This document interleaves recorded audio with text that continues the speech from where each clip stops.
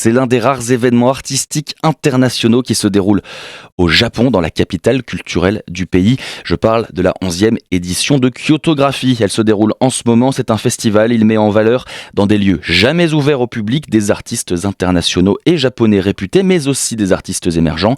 Cette année, ils sont 15 à exposer leurs photos dans des lieux non conventionnels, comme des temples, des maisons de thé ou des jardins traditionnels. C'est la correspondance pour nous de Philippe Dova.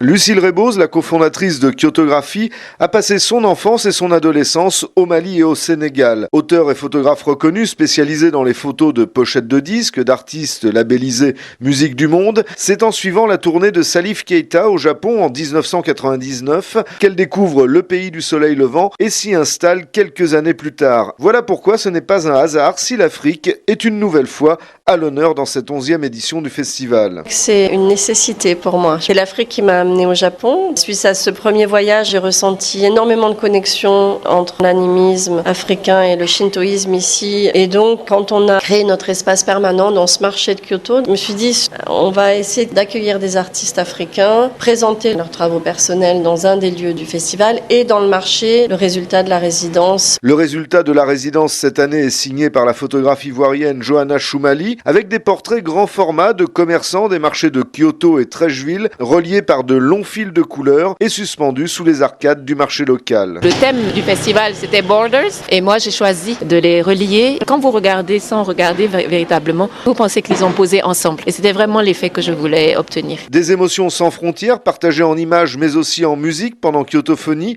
avec pour l'ouverture le concert acoustique de Salif Keita dans les jardins du temple zen Komiyo devant un public conquis. C'est une très bonne idée. Et regarder un cadre comme ça, c'est quand même magnifique. C'est magique ici.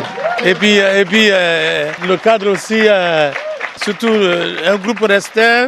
On s'éclate avec la guitare et le trio, c'est super. Les expositions de Kyotographie et les concerts quotidiens de Kyotophonie se tiennent jusqu'au 14 mai. À Kyoto, Philippe Dova pour Medi 1.